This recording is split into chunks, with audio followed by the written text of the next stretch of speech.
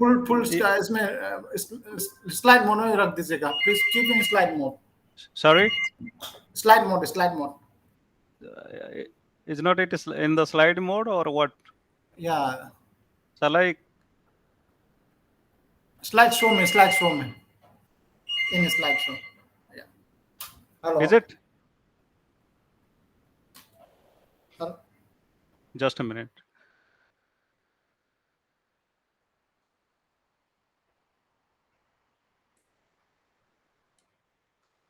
No, what should be done?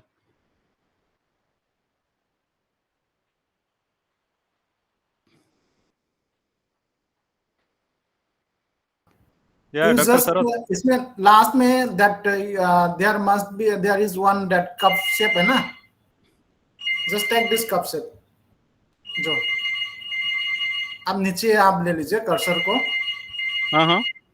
then there is cup shape दो है, otherwise you can click slideshow. Anyway, carry on. And Rita, it is better to be carry on, है ना? It is there full screen. Full screen, yeah. You want full screen? Yes. Is it? No, आपको फिर No. What I am saying, my PPT. Yes. Shall I go for full screen of my PPT? Then. Yeah. Okay. Sure. Just a minute. Is it? Not yet. Just what is the problem? This is also.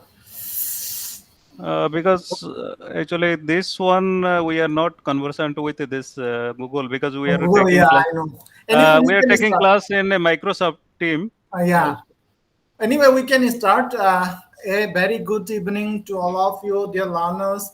The learners are from different batches. So in this session today, in the second session of ecological economics, we have with us Dr. Naresh Chandra Sahu. I would like to take this opportunity to introduce my friend Dr. Sahu to all of you, that he is basically as an economist and looking into, especially from the point of sustainability science. He is in sustainability science team since its inception, since 2010. He has written a number of units in ecological economics. He was in the team of syllabus framework of this postgraduate diploma in sustainability science. His designation also clearly reflect that he is now assistant professor at School of Humanities, Social Science and Management at IIT Bhubaneswar. With this small brief introduction, I welcome you, Naresh ji, and over to you, Naresh ji. Please go ahead. Yeah, thank you, Dr. Sarath, for a nice introduction. And I am really privileged to share my views related to the topic given here, limits to growth and sustainable use of environmental resources. And it's my privilege to discuss about this particular topic, which is quite a debatable one. So without taking much of your time, we should start discussion on this particular topic. So before getting into details of this topic, and I'd like to I'd like to take a couple of questions from your side, from participants' side. What do you mean by this limits to growth? What is growth in economics? I understand that the class size is a mixed one, and participants are from different disciplines. What I assume, or I should presume, right? And before getting into details of this growth theory and how it is related to sustainable use of environmental resources or natural capital, we'll discuss that in great detail. So before getting into details, I'd like to take a couple of questions from your side. What do you mean by growth, and how growth gets measured in the real world, and what are the parameters? So I'd like to know from your side how far you understood this particular concept, and is there any limit to growth, or the topic, topic is a, topic implies or it indicates that there are limits to growth, but on the other hand, some of the economists and social scientists they counteract that theory that there is no limit to growth. So we'll discuss that.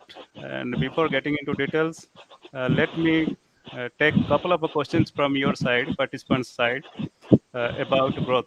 What do you mean by growth? How do you look at growth?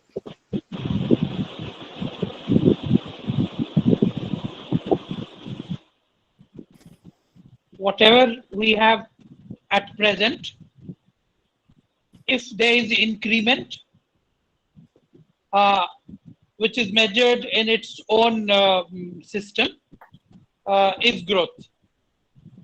Yeah, thank you, For Devasish. different- Sir. Yeah, thank you, Devasish, sir. And that is all right. Any other definition from other participants? Please go ahead, because I understand everybody is not from economics, but I'll discuss that in nutshell.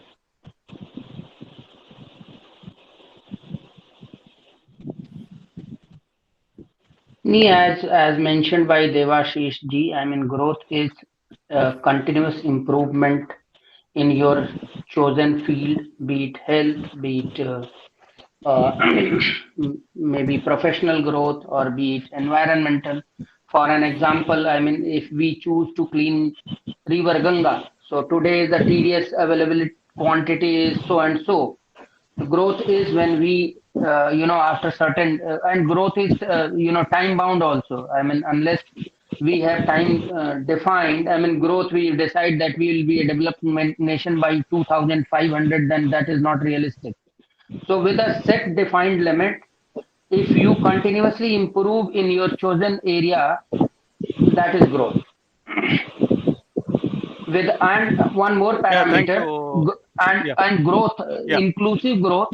There is, isolation and inclusive.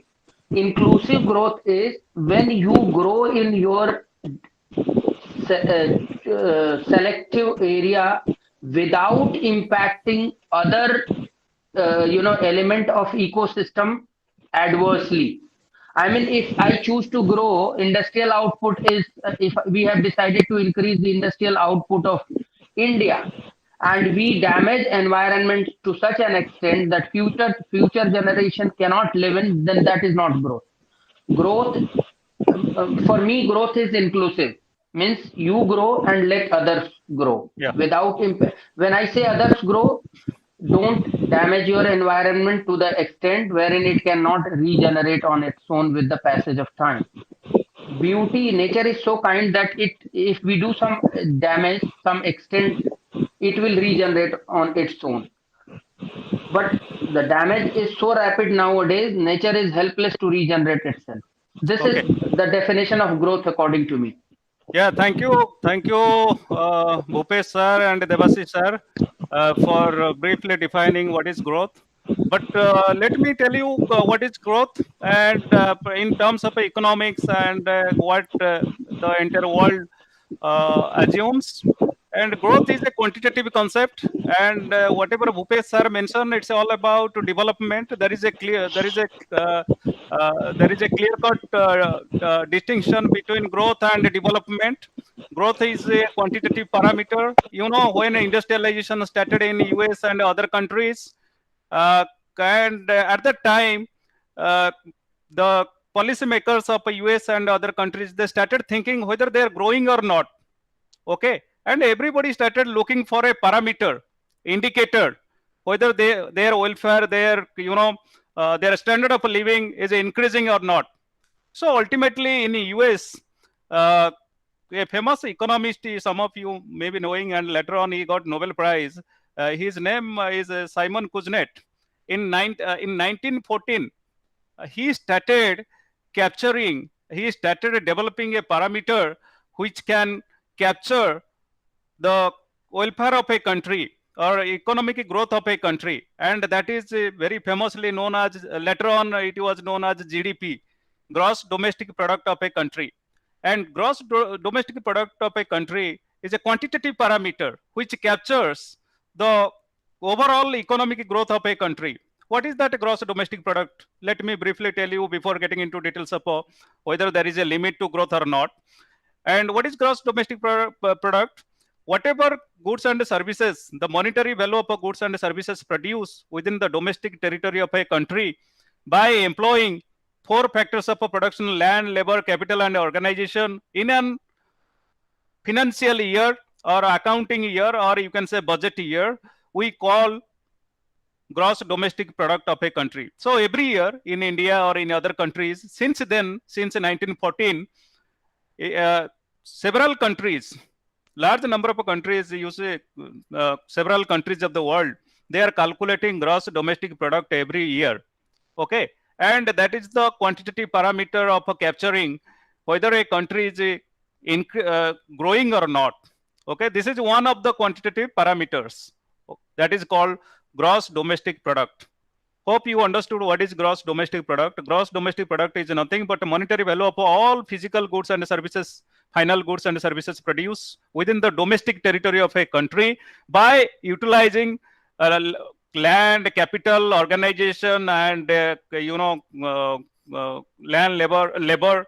So in an accounting year. So every year you can, if you visit a RBI site, you can get to know, or every quarter we measure gross domestic product of a country. And even in our political domain, recently we have been discussing about GDP is growing, GDP is going down, GDP is going up.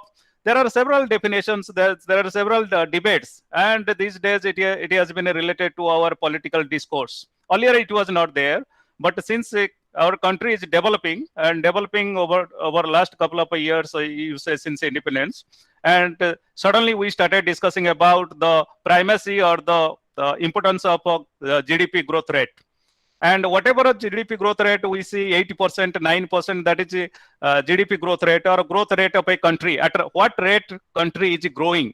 In terms of what? Industrial output, agricultural goods and services, and IT. So there are 3 sectors, primarily 3 sectors. So whatever we produce in an accounting year by utilizing 4 factors of production, broadly 4 factors of production in an accounting year, that is called gross domestic product of a country. When it increases, the standard of living of the people or welfare of a country goes up. And this is one of the important parameters of capturing or measuring economic growth of a country. There are several other parameters, quantitative parameters, such as gross national product, per capita GDP, and the gross investment. So many other factors are there. But the primary, important parameter by which we can measure the growth of a country is GDP, that is gross domestic product, and it was developed by Simon Kuznets in 1914 to measure whether US economy is growing or not. But when he developed that, he said that it doesn't take into account whatever is happening to your natural resources like land, water, air, and ocean. So this is just a partial indicator. It measures economic growth. It doesn't take into account several other factors. Okay, and what we call development. Development is a broad concept. Okay, and whatever GDP is nothing.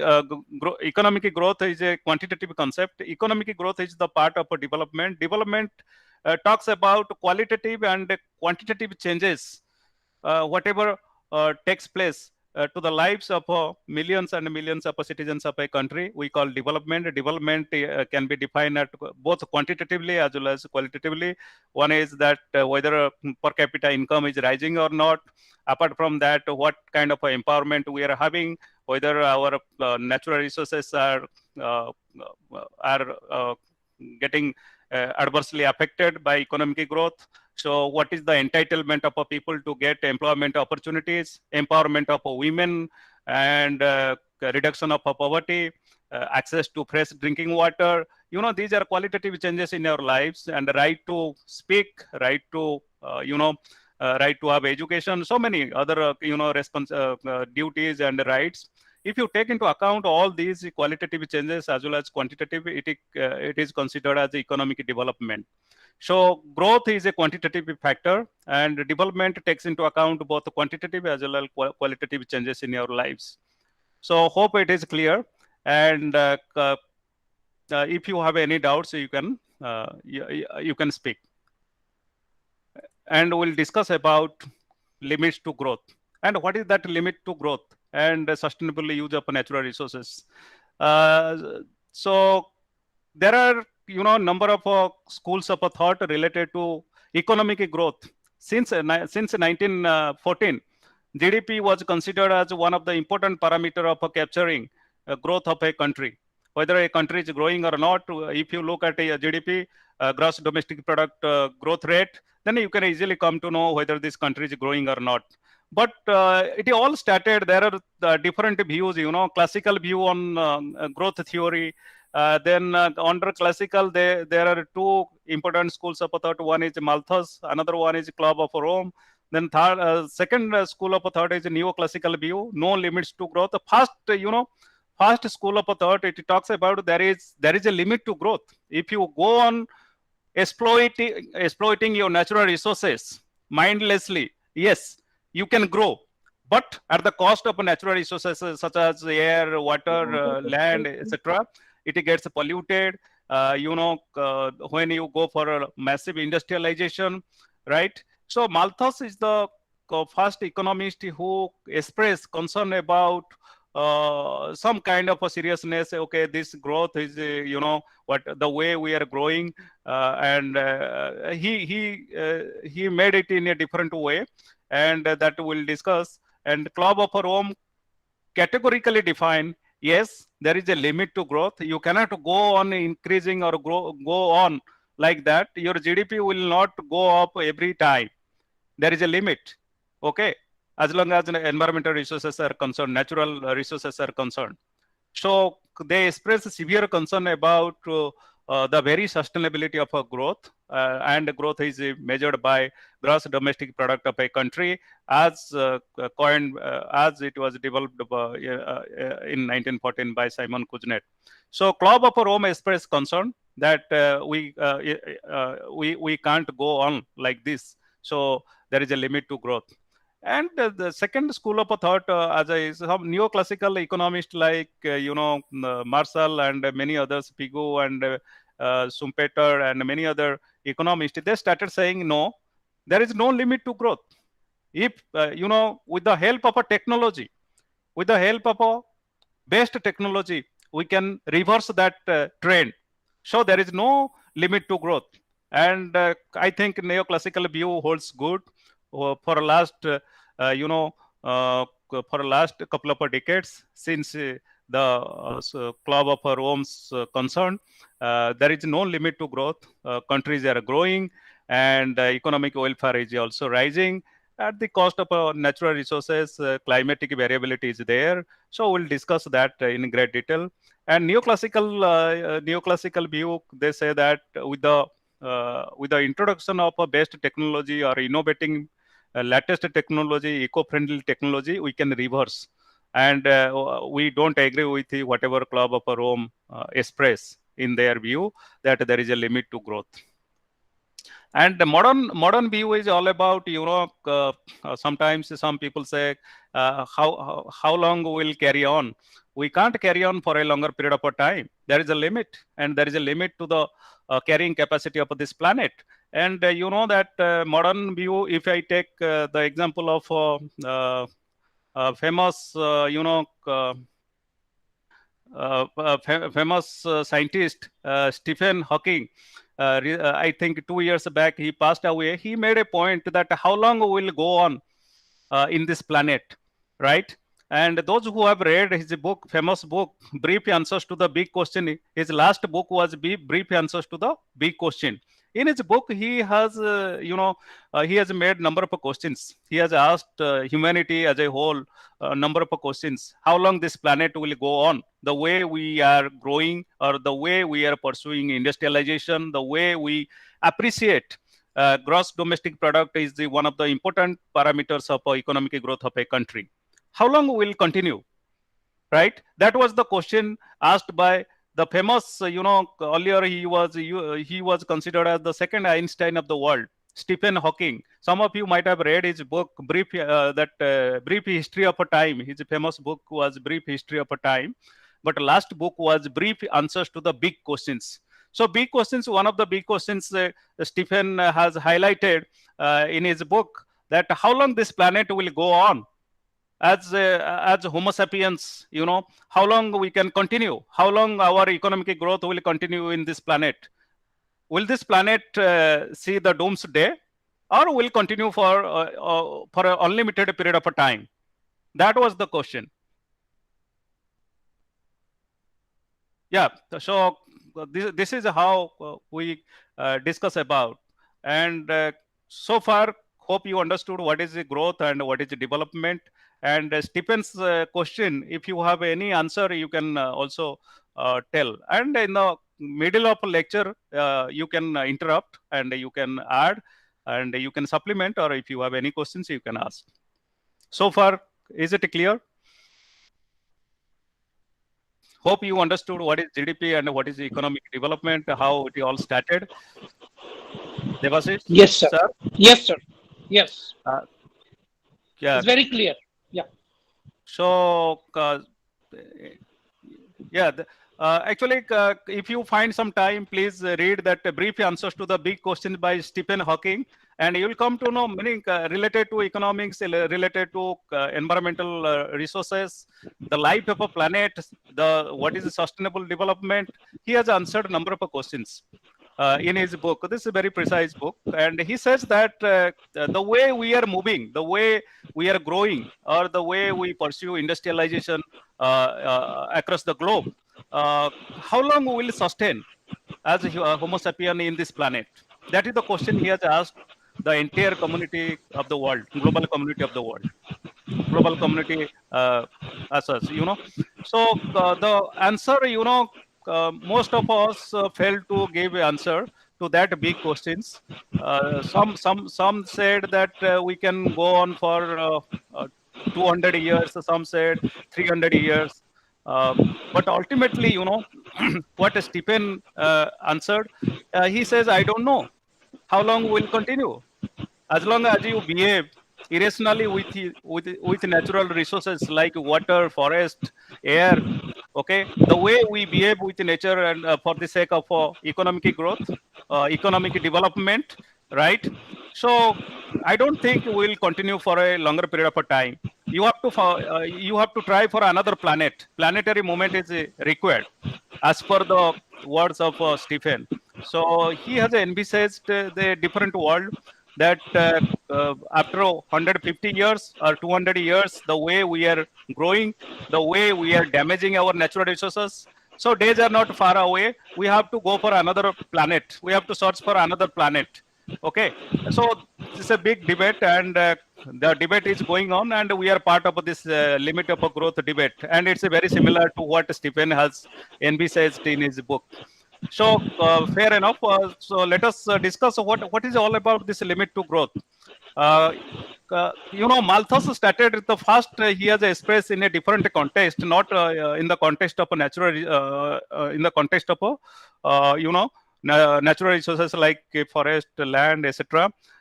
In 1798, Thomas Malthus he published his famous book all about population and food supply. And he related population growth and food supply. And his famous theory talks about that population grows at a geometric rate, food production increases at an arithmetic rate. There is a huge gap in between population and food. And he mentioned that the time is not far away. The whole world will go for, whole world will go hungry.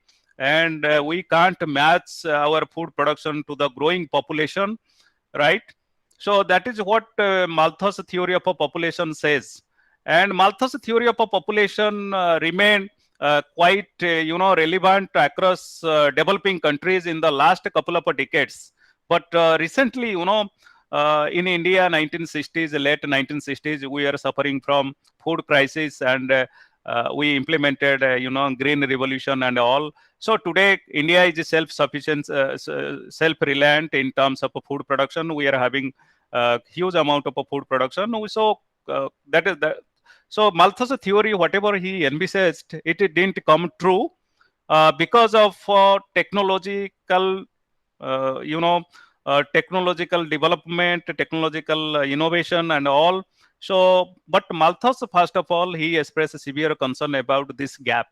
Okay, food production and population growth. So, population may take food production, and whole world will get into hunger, and that has not happened.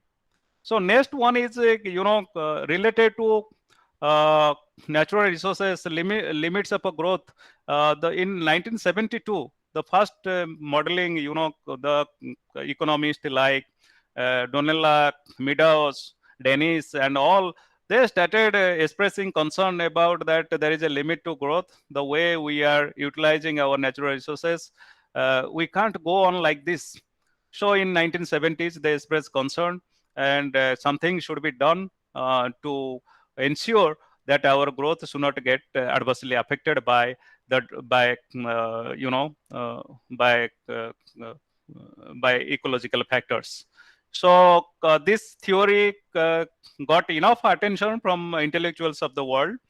It went on and on. Even 70s or 60s, some economies experience degrowth. GDP growth was less, but later on, till now, number of countries are growing at a comfortable level. So they discuss about that there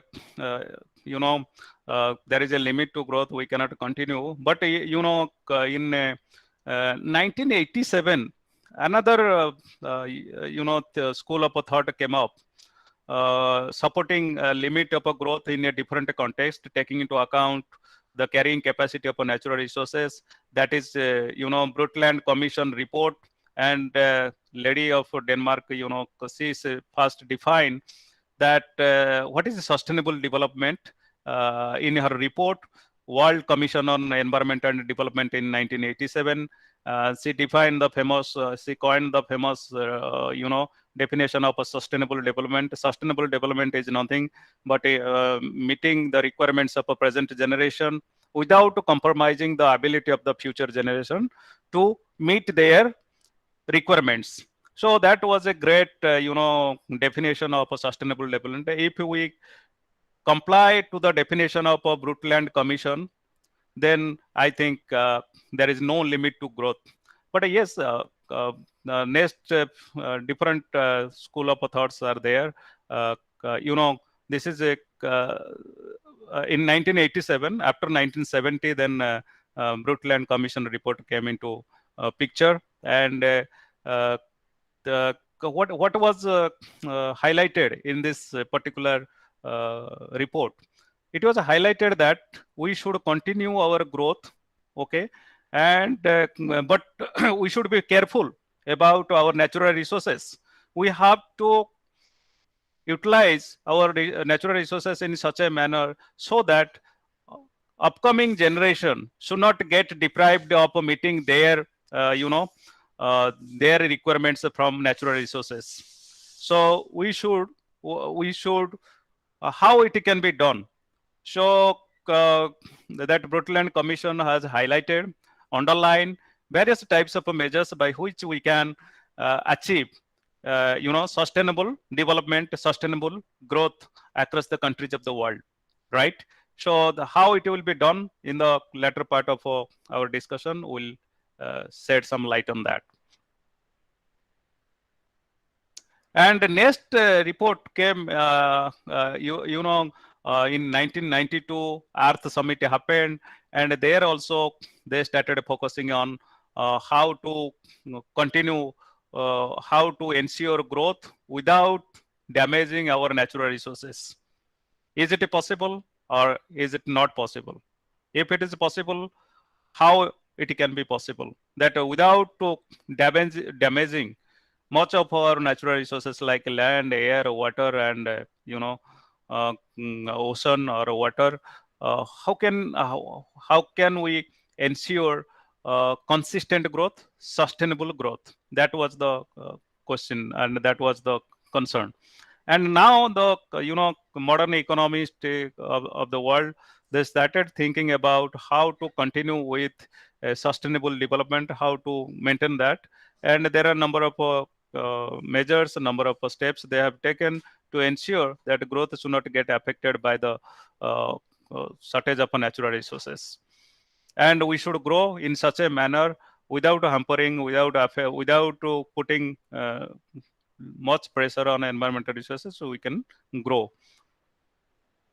So limits to growth theory, somewhat it got rejected by neoclassical school of thought. But limits to growth theory, one thing they highlighted that yes, there is a crisis, and we should not go on mindlessly in the search of ensuring higher GDP growth rate in the world or in the country to eradicate poverty, to ensure better welfare of our citizens. We cannot go on. We should be very careful how to respect our natural resources, at the same time how to grow, how to ensure higher economic growth, because both are required. Okay, environmental sustainability and economic growth, both should go on, so that we can ensure economic development for a country, or economic development better.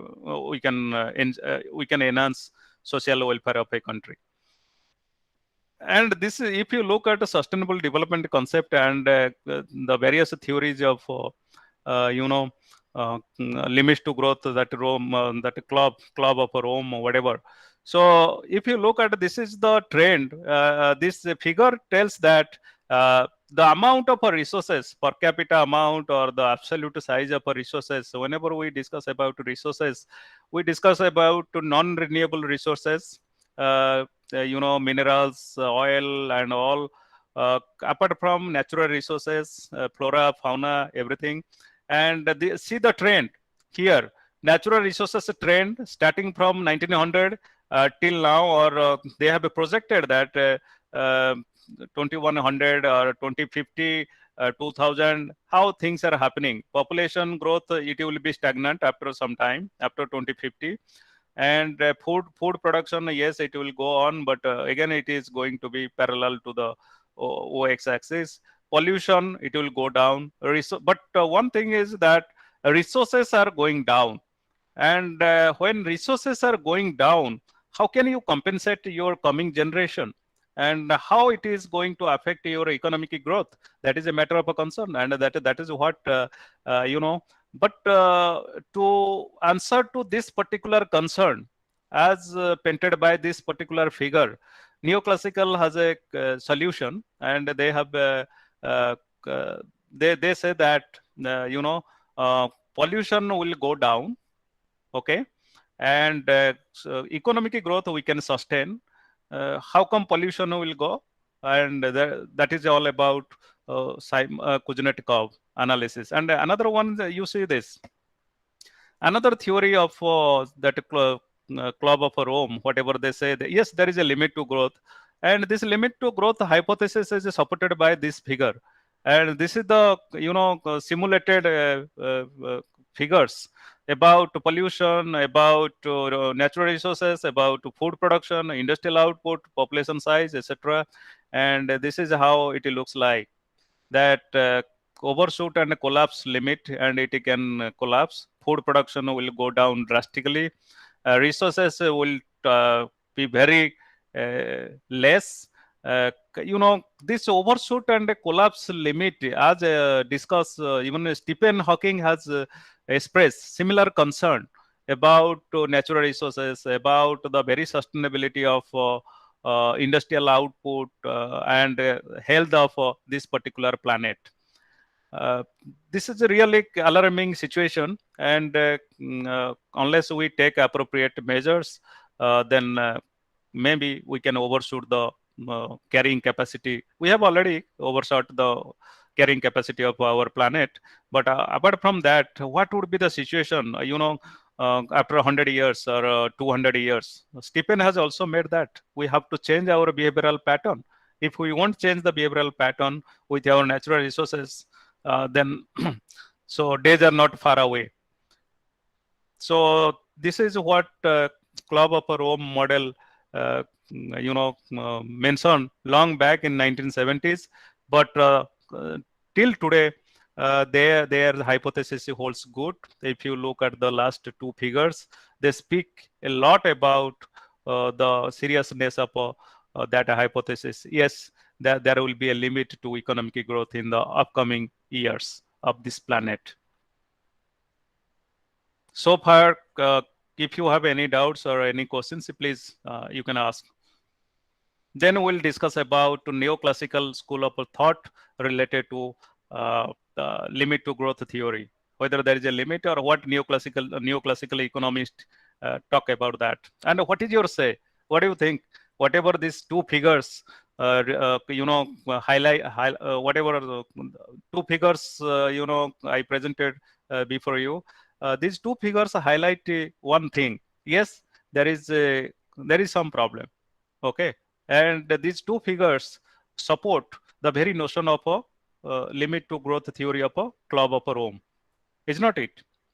How do you see that?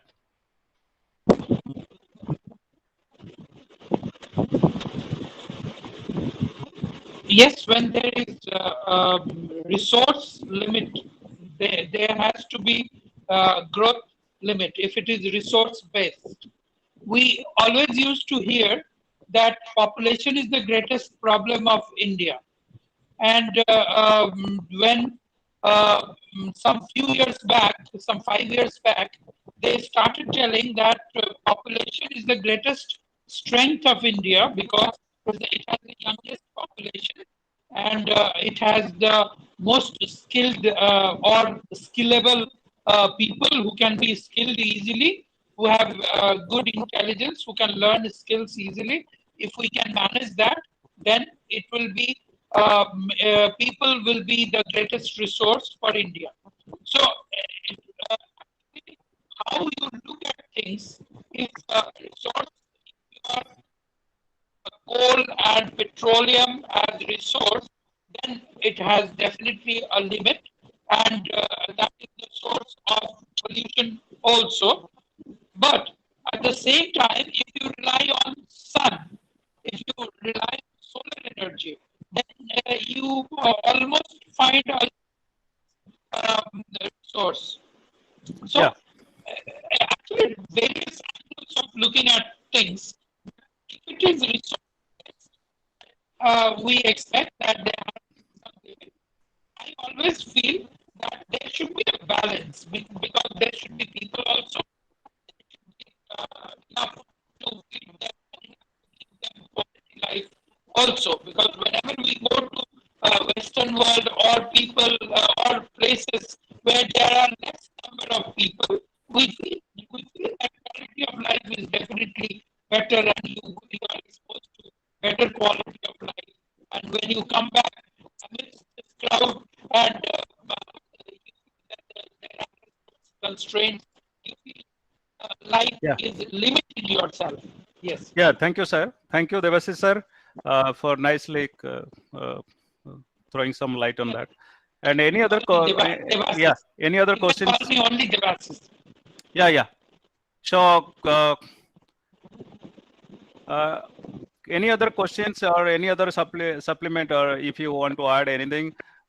Otherwise, we'll discuss about what are the indicators of overshot of the entire planet. And we have already seen that, okay? And deterioration in renewable resources, surface and groundwater, forest, fisheries, agriculture, land, rising level of pollution, growing demands for capital resource, labor, all sort of things are happening.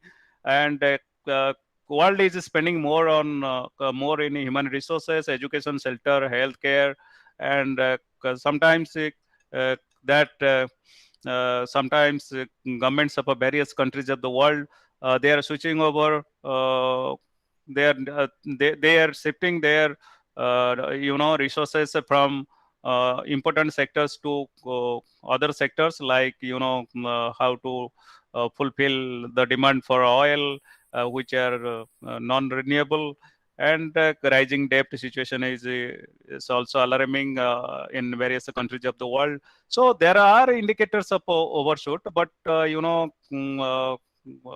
that there are also hopes and expectations that world may not uh, mm, may not overshoot, or it may not uh, meet its doomsday very soon.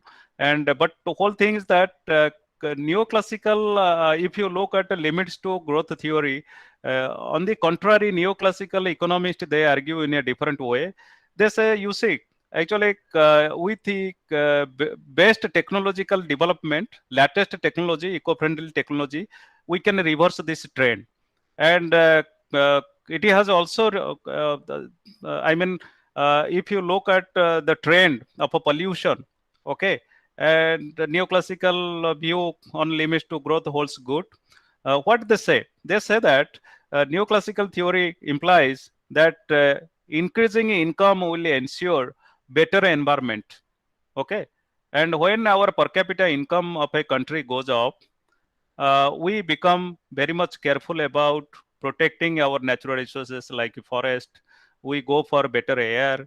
We introduce various types of eco-friendly techniques, so that in this way we can ensure higher economic growth. At the same time, we can take care of our natural resources.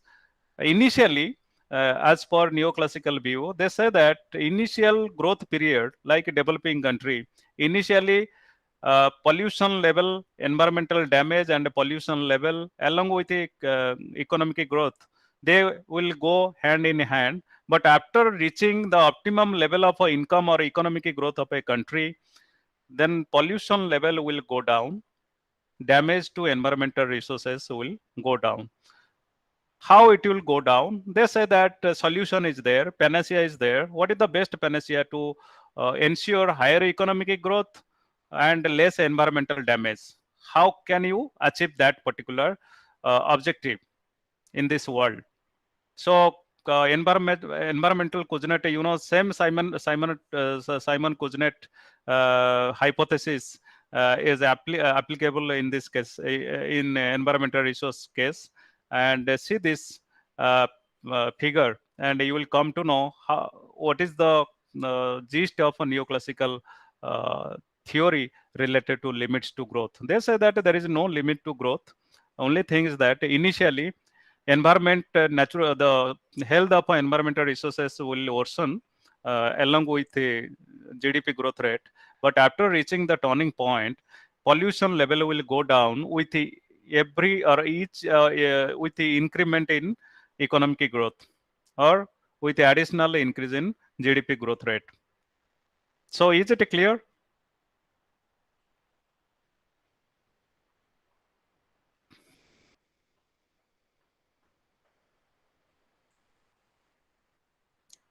And this theory says that there is no limit to growth.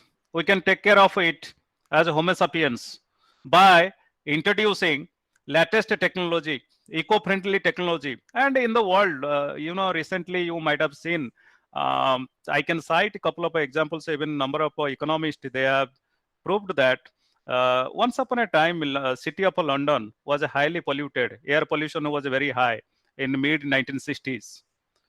But they were passing through our phase.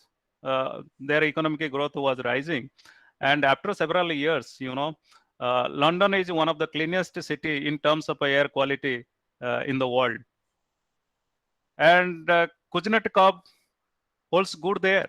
They say that with increase in income, increase in economic growth, environmental resources are well taken care of by introducing latest and eco-friendly technology. You agree that? You agree with me in this regard? Do you agree with what Kuznets hypothesis, environmental Kuznets curve speaks?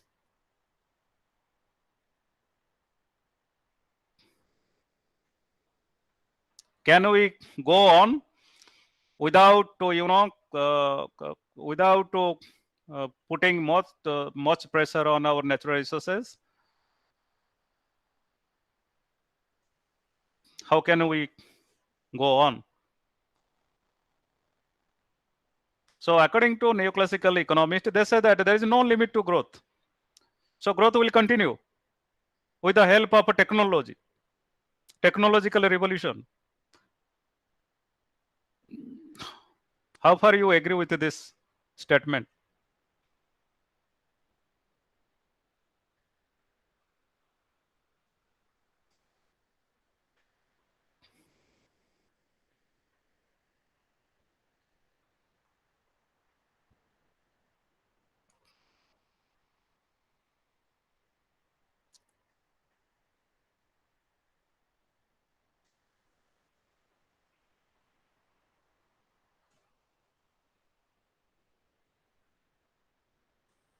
Yeah, am I audible? Yes, yes, you are Yeah, audible. please, Bhupesh, if you or if you don't have any questions, we can carry on. But I think it is No, yeah. getting one-sided. No. It's like we agree. I mean, some up to some extent, we agree with this hypothesis, but you know, but the environment and the context in case of development of London was different. I mean, earlier the development was heavily dependent on industrialization and utilization of coal. Right.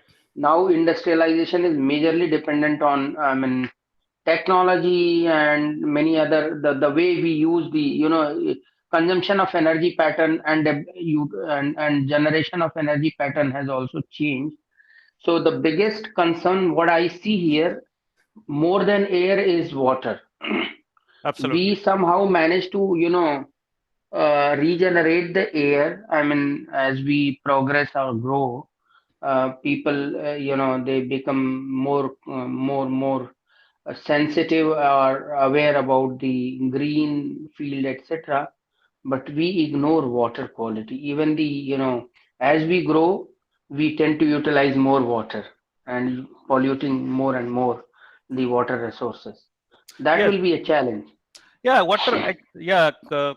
rightly pointed out. If you look at water resource, even developed countries like Europe and other places, they take care of their water resource very, they adapt to eco-friendly techniques of production, techniques in how to conserve water resources in Europe. And in Europe, you know that it's safe to drink from tap, and their natural streams, their water quality is much better than developing countries. Because of by applying latest technology, they have achieved it to some extent.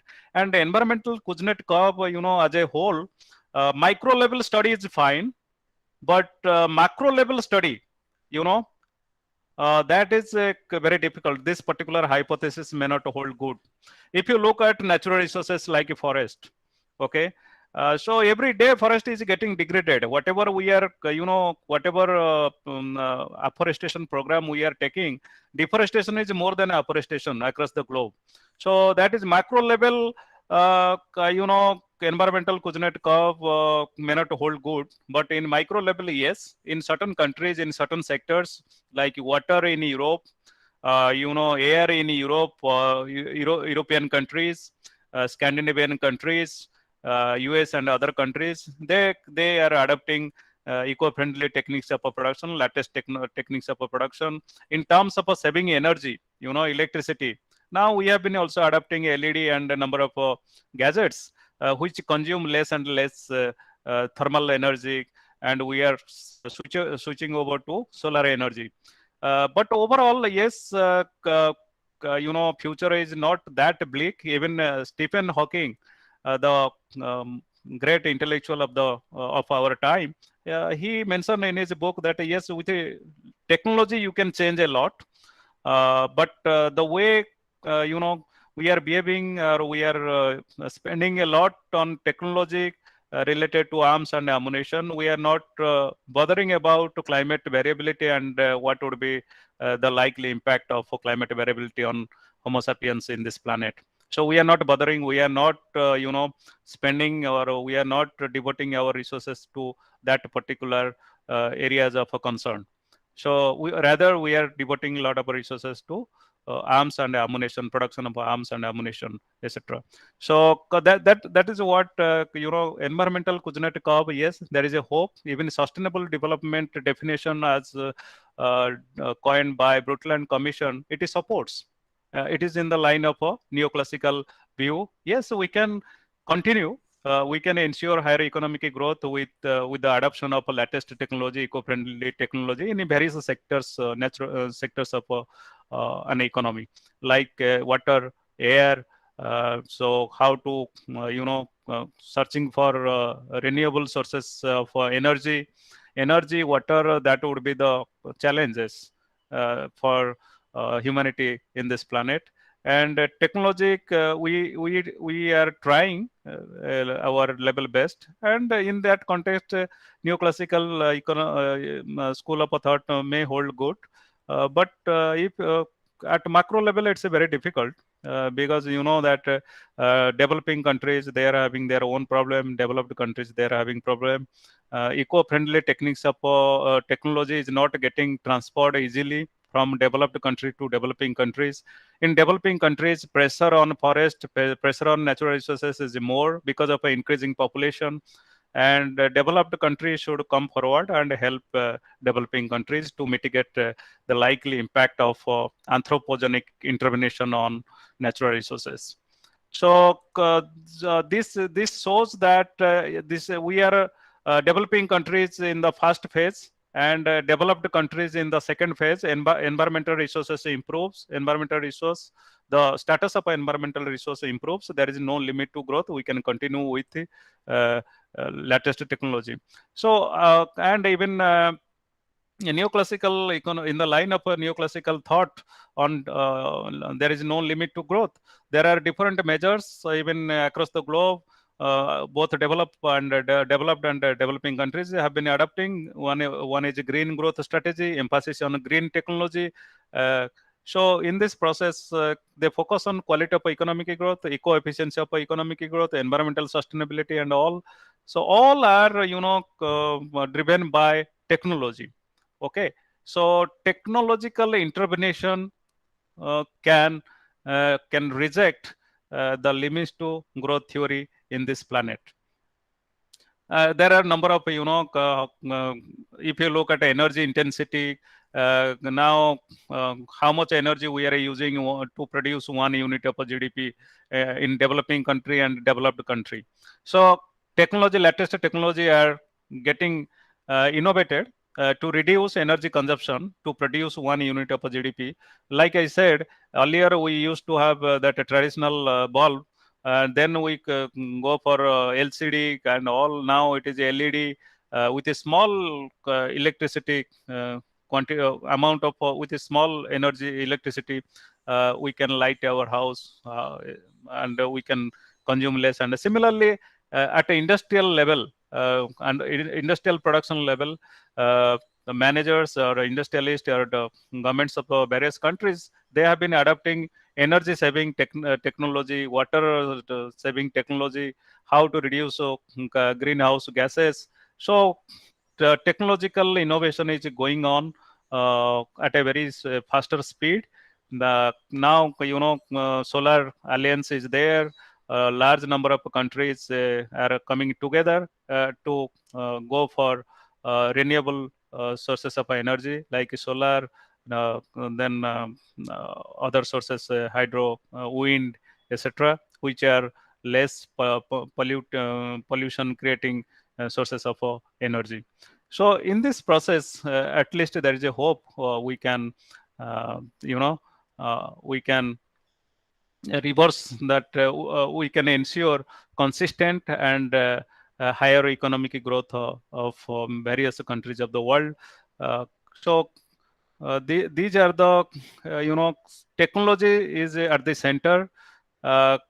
So whether it's a energy saving or how to get rid of a pollution, how to get rid of how to consume less oil, how to consume minerals which are less in supply in comparison to demand. So in every sectors, which are related to natural capital such as water, forest, air, etc. Technology is the solution. Technology is the only hope. So through better technological intervention, we can ensure higher economic growth with less damage to our natural resources. So these are the various sustainability and all we have already discussed. And in nutshell, these are the issues we highlighted. And I would like to conclude here that yes, we should be very careful, and the role of limit to growth theory is enormous in ensuring a lot of debates and discussion how to how to ensure sustainable development, how to have higher economic growth with less damage to our natural resources, how to take care of our natural resources. So neoclassical came up with their own theory and hypothesis that was highly reflected by environmental Kuznetsov. It says that with increasing economic growth is not bad for environmental sustainability. Rather, economic growth will help humanity to take care of natural resources, to improve the quality and quantity of natural resources, which we have already discussed. You see that earlier in European countries and other that pollution level was very high. Air pollution, water pollution was very high. But increasing growth, GDP growth rate ensure that they are taking care of their water and air in much better way compared to developing countries whose economic growth is less. So I think there is a solution. Technology is the solution. Economic growth is the solution. Technological revolution can be boosted. It can be enhanced by higher economic growth. So without economic growth, you cannot go for higher technological revolution. So these are the preconditions. So growth is not against natural resources. Rather, growth is a helper. Growth is a precondition to ensure a better ensure the very sustainability of natural resources. So with this, I stop here. I'd like to take a couple of questions or any suggestions. So overall, if you have any doubts, and let us discuss here.